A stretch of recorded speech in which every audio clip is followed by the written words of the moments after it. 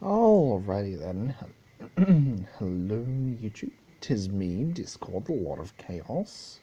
We are going to be doing Chapter 3 of Twilights Assassination. Chapter 3, Sorrow. The Assassination of Twilight Sparkle by the Rated Pony Star, edited by Clavia and the Unnamed Pawn. Many visitors often say the greatest thing about the castle in Camelot was the garden. It was the largest one of all of Equestria, containing various flora from different countries. There were many sections to be explored, such as the Garden of Heroes, which held the statues of all Equestria's historical figures. And yet there was one place in her gardens where she hated coming to. It was one she had to expand every so often wherever she took an apprentice. The Memorial Gardens. It was a place where all her students were laid to rest for all eternity. Celestia stood at the hedge entrance, enchanted so those with her blessing could enter. And yet she couldn't find the courage to take a single step forward. She had been here many times, so why was it so hard to enter the gardens now? This is ridiculous, Celestia. You've seen Twilight's body. You were there at the funeral. Just go. Taking a deep breath, Celestia raised one front hoof, only to freeze up when she saw some pony coming out of the entrance. The other pony was equally shocked as well. For a long time the two continued to stare at each other without speaking a word. Finally, Celestia uttered her name. Velvet. It was beautiful, and Celestia was sure Twilight would have thought so too if she could see. If this had been any other occasion, Celestia would have thought it was the most perfect arrangement of flowers she'd ever seen. With all her other apprentices, Celestia let the best gardeners design each of the memorial gardens in a way to best reflect their personalities, and this one was spared no expense, for her eyes slowly turned to each 6-star shaped flower beds that surrounded the biggest one in the middle of the field. Each of them made with flowers suited to the color of Twilight's 6 closest friends: green den flowers, blue geraniums, orange marigolds, white roses, pink lilies, and yellow sunflowers, all of them circling the large bed of violet lilacs, also formed into a large 6-pointed star, and there in the center of the largest star was Princess Twilight Sparkle. She's so beautiful, and she be remembered as such, thought Celestia, as she slowly made her way towards the fallen apprentice. She passed the small group to those closest to Twilight: her parents, brother and sister-in-law, Luna, Spike, and the other elements of their families. The state funeral, where her subjects could see their princess one last time, had concluded hours before. Celestia and Twilight's casket carried over to her resting place. For this private one, even she wanted more than to just break down and weep like the rest. Celestia knew she had to be strong for this event. Upon reaching the glass casket, Celestia couldn't help but be reminded of the old tale of Snow White and how much Twilight looked similar to the story. She was dressed in the same outfit that she wore on her coronation day, but with a few new designs for the sorrow occasion. Her body looked so completely scar-free that it nearly frightened Celestia, having been haunted by Twilight's fatal wounds for the past day. Twilight's peaceful expression made it look like she was only taking a nap on the red pillow. Her 4 hooves crossed over her chest, or holding a small bouquet of each flower in the gardens. Celestia lowered her gaze onto the casket itself. While mostly made of glass, there were special markings on the casket's lower half. The 6 symbols of elements of harmony were there, each jeweled and shining like stars in the sky, the perfect bed for a student to rest in. Remembering the speech she had planned, Celestia bit her lip and turned around to the audience. My dearest friends, we are gathered here to give our final farewells to Princess Twilight Sparkle, the element of magic. In life, Twilight was more than just a light in our lives that shone upon us all, making us feel more joy in life than we ever thought possible. All of us could have been touched by this noble mare that sleeps behind me, and yet Celestia started to choke up as she remembered, as if they were playing right in front of her, the time she had spent with Twilight Sparkle, all the lessons, nuzzles on the cheeks, warm hugs, and joyful laughs they shared all came down upon her in one blow. But when the tears, blood, and misery that had ended those happy memories only weeks ago, she shook her head, ignoring the concerned faces directed at her, pressed on with her speech. We must not give in to despair. We must never forget her deeds, her lessons, her memories, nor her sweet smile. Celestia slowly turned her head towards Twilight's smiling face once again. She wished that her faithful her faithful daughter, could look at her one more time with open eyes. I will never forget her, nor should any of you. And while she has gone to her final rest for us all, we must remember that one day we will meet her again. Until that day, we must move on and strive and such. Celestia shook her head and wiped a few tears that she couldn't hold back. They hated being this weak in front of her subjects. Keeping her eyes on the ground, she continued, "If any pony wants to say something, please come up now and speak." Quickly making her way back to the back, Celestia took a few more deep breaths as she tried to control herself once more. By one, Twilight's closest friends and family went up, but Celestia couldn't hear them. All she could hear was Twilight's voice telling her about her lesson in friendship she learned, or giving an explanation to a problem she had been tasked to solve.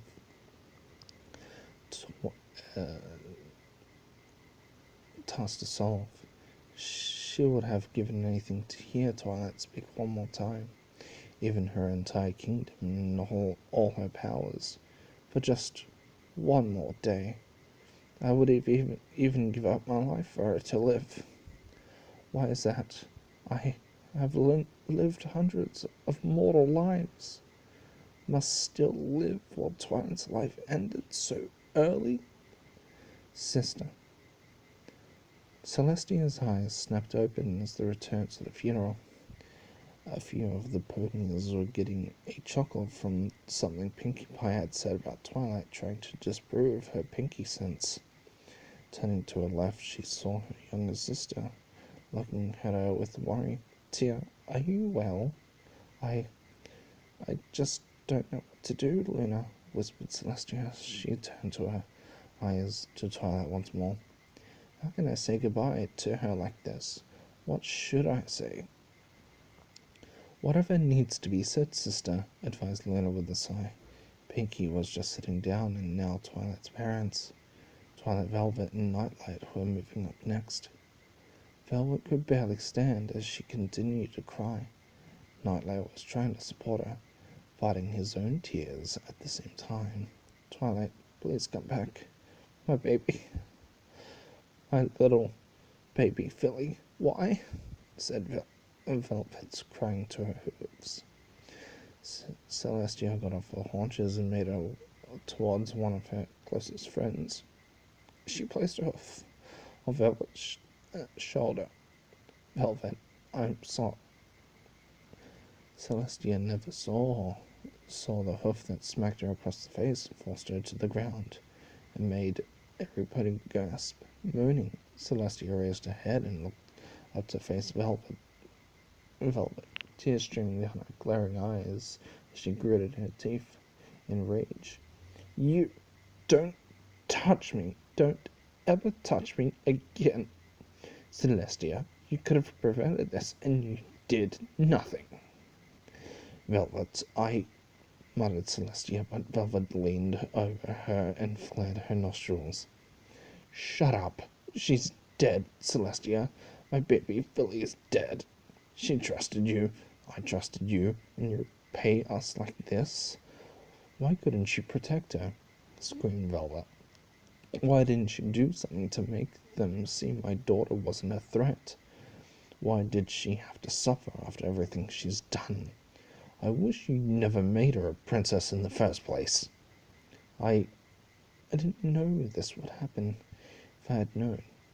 You should have known, yelled Velvet, even though it was summer.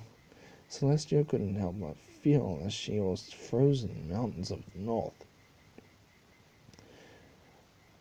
Velvet, weeping, turned to her daughter and placed her hoof on the glass. When every pony kept speaking such horrible things about her, I begged her to step down. That being a princess wasn't worth it, even if it was her destiny. I knew deep in my heart that something bad would happen. Velvet growled and used her magic to force Celestia up to her hooves and shoved her near the casket, once more gazing upon Twilight's body. Now look at her, she said. Would you make sure nothing happened? Well, what is this, huh? What is this? Celestia couldn't say anything. As she could do was focus her weeping eyes on Twilight's body. I'm sorry. Sorry? Shouted Velvet as she threw Celestia away and growled. Sorry won't bring back my baby back. I hate you. I hate you, and wish it was you. You should have died, Celestia. Not my Twilight. It's your fault. No, whispered Celestia, horrified as she slowly backed away. No, I did what was best for her. Velvet lowered her head and muttered, You're just as guilty for her death as those who did the deed themselves. Celestia tried to breathe, but she couldn't. She tried to look away from Twilight's body, but it wouldn't fade from her mind. Every accusation from Velvet echoed in her mind as she tried to find some way to deny it. She loved Twilight. She never meant for any of this to happen. This wasn't supposed to happen. Celestia screamed. Every pony held their hooves to their ears as Celestia yelled so loud the glass coffin even shook. A large burst of bright light blinded every pony before they saw their princess was no longer in the gardens. On the other side of the castle, all could hear the Sun Princess scream and cry inside her room. Celestia and Velvet continued to stare at each other in silence, neither taking their eyes off another. The mountain could have exploded, and it would be not enough to distract the two. Celestia carefully examined Velvet's expression, finding shock equal to hers as well as fear. It was much different from the raging face she saw 4 months ago. Just as was about to speak, Celestia stopped when Velvet raised her hoof and closed her eyes. Taking a deep breath, she muttered, I'm sorry. Celestia blinked twice before tilting her head. What? I'm sorry for what I did at your funeral. said Velvet, sighing. She looked at the grass with misty eyes in shame. I know it wasn't your fault. You did what you thought was best. I just needed to yell at some pony. Any pony. I didn't mean to hurt you. I just... She looked at Celestia and shook her head. I just want my daughter back. Stepping forward, Celestia wrapped her wings around Velvet as the two held each other. Their sobs were only sounds that could be heard through the entire garden. Not even the crickets were playing. The two heartbroken souls embraced each other for such a long time. It felt like an eternity. Neither wanted to let go, having found comfort in somebody who understood their pain. Celestia closed her eyes, whispered in Velvet's ear, I'm sorry, Velvet. I did fail you, and Twilight. I should have done something. Velvet shook her head and stepped away from Celestia. You did all you could despite what I said back then. You did your best. I don't hate you. I just don't know what to do anymore. I don't either, muttered Celestia. She looked toward the moon. I don't know how I can go back to being a princess, knowing that the very subjects I'm serving are the cause of all this. She summoned Star Swirl's book to her face and touched it gently with one hoof. Twilight, Velvet, did I make a mistake in making Twilight a princess? No, answered Velvet, shaking her head. My daughter was meant to do great things. We all knew this was the moment. She took the entrance exam so many years ago. I wanted her to become great, and she did. She became a hero, and later a princess, all because of you and your teachings. No mother could be more proud of their child.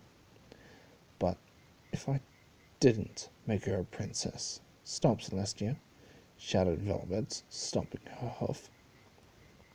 You cannot blame yourself for this. Maybe this could have been prevented, but it doesn't matter now. Twilight, Velvet started to choke up. Twilight is dead. Did you say that we have to move on? Should you not take your own advice to heart?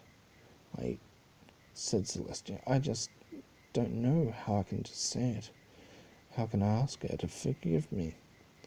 Velvet walked over and placed her hoof on Celestia's shoulder. I know my daughter, Celestia. She would never blame you for this. She would want you to forgive yourself and your subjects. She would want you to raise the sun with a smile and a crowd, and could cheer 1,000 faces. Rule with kindness and love you have in your heart for yours, and press on for the sake of Equestria and harmony.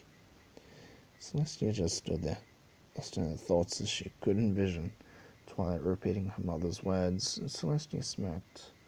Only maybe we could use advanced vocabulary. Celestia shook her head and took a deep breath.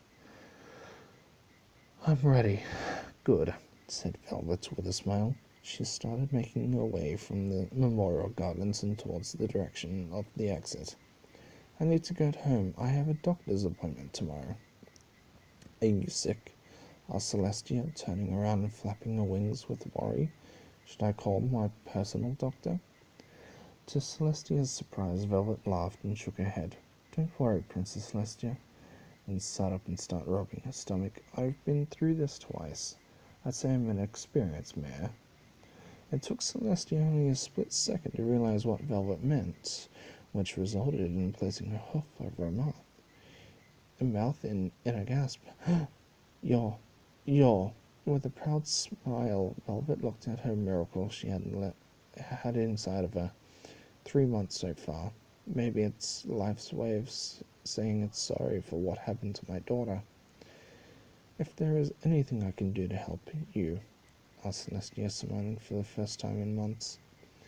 Velvet frowned and stared at Celestia before walking over, her expression not changing. Celestia was surprised by this, but kept her cool. Standing before the princess, Velvet narrowed her eyes. I want you to promise me one thing. Promise me that should should this baby show any signs of the same magical potential Twilight had, you will not take it from me. What? Asked Celestia. I don't care if she goes into the school. That's fine. But you will not raise this baby to be your apprentice, ordered Velvet. The military helped raise my son at a young age, and you did the same with your daughter. Just once, I want to raise a foal by myself. Allow me this at the very least. The determination in Velvet's eyes reminded Celestia of the same eyes Twilight had when she faced the changeling queen at the royal wedding years ago. Such passion made it clear that Velvet was not in the mood for negotiations with this demand. In fact, it was in its own way even scarier about her outburst at the funeral. Although a part of Celestia wanted to take care of the foal, to feel some sort of remembrance of Twilight. She didn't have to deny Velvet this one wish. I promise, Velvet, said Celestia, lowering her head. Besides, I feel that I will not be able to take another apprentice for a long time. Thank you for understanding, said Velvet, bowing as low as she could go. The two hugged once more as Velvet made for the exit again, this time not turning back. Celestia knew she could not turn back from her original destination now. She slowly turned to the entrance of the Memorial Gardens and felt every bone in her body shake. Taking a deep breath, she stepped through the enchanted opening and proceeded straight forward. Along the way, she noticed the entrances to the other princesses' graves with their cutie marks from the marble. Just inside the openings, she wondered what her students of the past would think of Twilight Sparkle. Would they have been amazed or jealous? How would they feel knowing that she was mourning this apprentice more than any of them? Preoccupied with her thoughts, Celestia nearly missed Twilight's cutie mark statue. She levitated the book close to her and slowly marched forward. Her hooves felt like they were made of lead as she moved inch by inch to the center of the field. She could see the flowers all bloomed and watered as the petals reflected in the moonlight. And there in the center was Twilight Sparkle, still in eternal rest, still beautiful. Even though Celestia had lived for nearly 1,500 years and could never age, the trip seemed like 10 of her lifetimes. Her sight never left the body of her student. It felt so wrong for Twilight to be dead and herself to be alive. She was the older princess. She was the one who had experienced all there was in life. Twilight had the ability to change Equestria, to shape it into a new form without her. And yet, here Celestia was still alive and kicking, while one pony she loved, like her own daughter, lay dead before her. Upon reaching the glass coffin, Celestia slowly placed a book on top of the glass lid as one of her hooves. It was funny. She had delivered speeches all her life in times of peace, war, tragedy, and joy, and now she couldn't come up with the words to say goodbye to her beloved Twilight. There's the picture. Biting her lip, Celestia wiped away the tears in her eyes before taking a deep breath. Hello, Twilight. I'm sorry. It took this long to speak to you. Unable to keep her balance, Celestia fell to the ground, silently sobbing as her tears watered like purple lilacs surrounding the coffin. I'm sorry. I'm so sorry. Twilight, I failed you. If I could take your place, I would do it in a heartbeat. She raised her head and pressed her forehead against the glass. You were so important to me, more than you'll ever know. When I lost my sister 1,000 years ago, I always held a hole I held a hole that could never heal. I had banished my closest friend, my own flesh and blood, to an isolated prison I would never wish for any pony. Even though I had friends, husbands, and children in time, I was never able to heal that hole. She smiled and gazed up into the stars that twinkled just like Twilight's cutie mark. But then I met an amazing feeling with so much power, so much potential. I knew you would be special not just for me, but all of Equestria. Slowly getting up, Celestia continued, but I never thought you would help fill that hole. You were so innocent, so kind, that I couldn't help but love you like a daughter. You would be devoted to me and believe in me. In return, I found myself being truly happy for the first time in so long. But then at last came the day of your trial with Nightmare Moon, when I was sealed away in the sun, forced to deal with agonizing pain of endless fire. The only thing that kept me going was believing that you would save us all, and you did. Me, my sister, and all of Equestria. You had saved with the help of your friends. The tears had now stopped. Only the pure smile of the teacher and mother figure remained. I knew at my last earlier feelings for you were right, and so I decided to prepare for you the next steps to become an Alcon, even though there would be pain to come with it. I was confident you'd grow in your role as rule with me as we brought change to Equestria. I wanted this more than anything in the world. The smile had now faded and was left with a scorned frown. But I lost you, not to of my old enemies, but to my own little ponies. And I don't know how I can just go on and continue. You rule them since they did this to you. Teeth gritting, Celestia took with rage as she tried to calm herself and let out a scream. Why you? You are innocent, pure, and kind. This is no reason you should have to die. I just... Celestia couldn't help it anymore, and she wept. She wept for Twilight, for all she had touched with her warm heart. A warm heart for Equestria, and finally herself, her life. She had suffered loss after loss because of her status, but none of them more than this. She wanted to open the glass coffin, but stopped herself in fear of ruining the enchantment, to just nuzzle Twilight once more. Feeling the same spark, she would kill for it.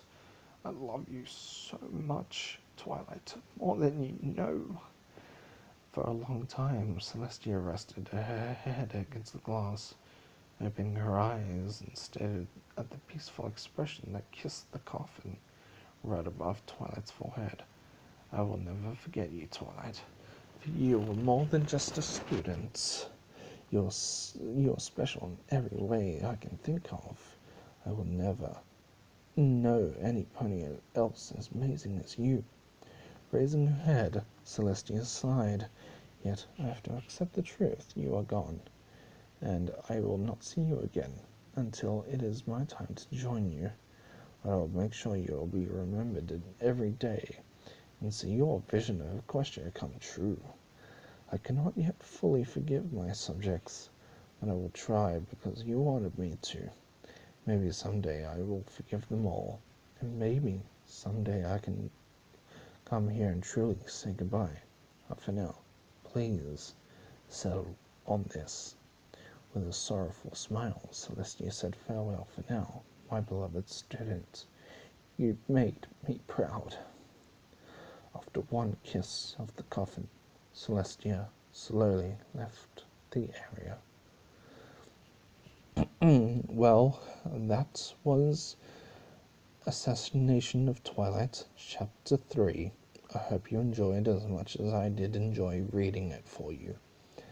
As always, chaos is magic. and I will see you all for the final chapter. Bye bye.